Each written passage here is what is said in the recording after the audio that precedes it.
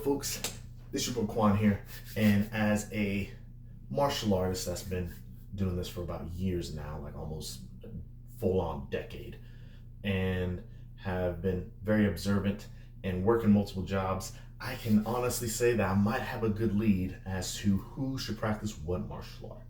And the reason why I am describing it that way is because not only could the martial art prescribed for a certain person not only help them, physically and mentally, but as usual, I'm a big fan that everyone should have their self-defense, their skills down pat for just in case when something hits the fan.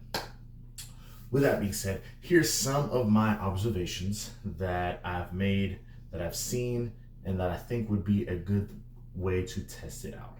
First off, this goes out for the muscle-bound fellas, the fellas that might be, hulking and stuff. Yes, when it comes to a fight, strength, power does have its advantages. It does. There's no quarrel about it. A heavyweight is going to hit way times harder and be a little bit more scarier than a lightweight. That's why weight classes is important. However, if you're just a guy who's like muscle bound, maybe a little bit hefty, and you want to learn something that can make you more, devastating, what I would suggest is just go for a striking art. Striking art being anything that uses your hands and feet. So this would include, boxing, kickboxing, karate, taekwondo. Even, with me, I've even had the speculation that probably even kung fu, like any kind of kung fu, probably help you out a lot, because even though a lot of people want to give a thumbs down into kung fu, there's a lot of styles of kung fu and a lot of practitioners of kung fu that can still probably wreck a lot of people, believe it or not. Because like another person that I've followed before, when a stylist versus another stylist, when that person that practices that style loses, remember, it's not the style that loses, it is the practitioner. Because just as much we've seen, movies of Wing Chun that make people go there's no way that doesn't happen. There was at some point an MMA fighter, that did do Wing Chun and he did pretty well. So let's always keep that in mind. There's always those certain variables. With that being said, if you're a big muscle-bound guy or gal, just in case, I think practicing a striking art would definitely help you out a lot. All right, going to the next next group. The next professional group that I have in my mind is nurses, EMTs. And what I would suggest they would learn is some sort of defensive style that incorporates not only a good bit of parries, but also joint locks. And what better defensive style to do that than with Aikido. There's Aikido that pops in my head. It'd be a good fit because true Aikido and Hapkido practitioners, they know pretty much how to parry, they know pretty much how to do the wrist locks, how to get out of certain things, and to put people in other wrist locks. And I think joint locks would definitely help out. Another martial art that pops in my head for pretty much nurses and stuff that probably would help out just a lot is anything that's completely defensive. Like I have been studying on and off 52 blocks. And 52 blocks is basically a street defensive boxing system. To where basically you see these people kind of go like this, kind of go like that, dodging. I think that would be very good combo if they learned a little bit of Aikido and some defensive systems like 52 blocks. That way, whatever comes at them, they can either block it or they can use it to the aggressor's advantage.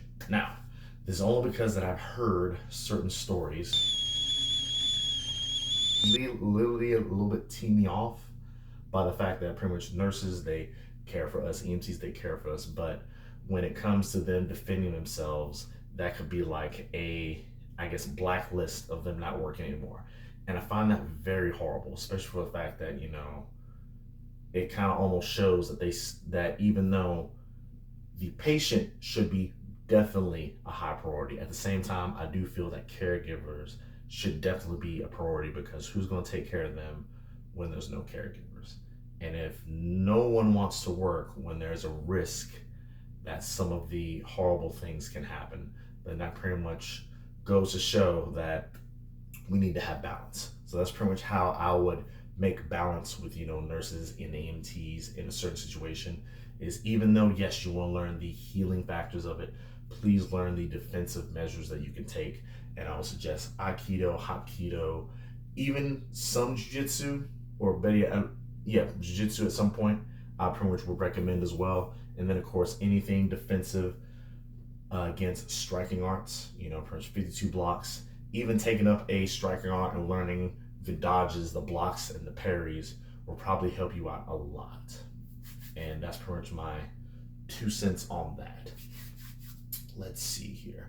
I figured there was another thing that popped in my head that I think would be here. All right, movers. Movers, or people who like move heavy objects, or even certain kinds of warehouse people.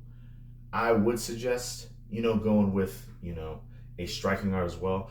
But to combo that, I definitely would complement it with any kind of grappling art, jiu-jitsu, judo, wrestling, any of those forms. And the reason why is because you guys, especially with me working in a moving job for a little while, once you do it often, you are pretty much comfortable enough moving heavy objects, especially uncomfortable heavy objects. Like I've had to move an object to where it looked like I had to move it like this, and it weighed, I want to say close to like 50, 60 pounds. But pretty much my arms were like this, or I had to grip it a certain way to where it was like this.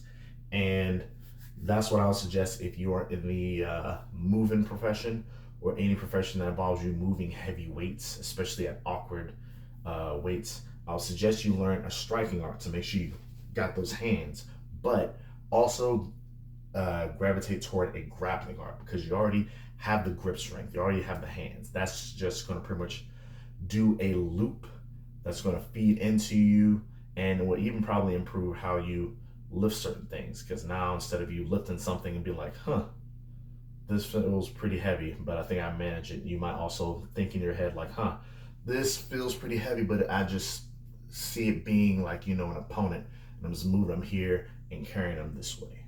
And like I said, for my movers, my heavy lifters, people in that profession, I'll definitely suggest that you go with a striking art to make sure you keep your hand speed and foot speed with you, but also any kind of grappling art, since you already have the mitts to grab around. This is my segment on it. If you like this segment, please tell me what you think. Also, like, share, subscribe. I might be doing this a little bit more often, maybe even weekly, just to give my 2 cents on who should learn what martial art. With that being said, I'm your boy Quan. Stay awesome. Deuces.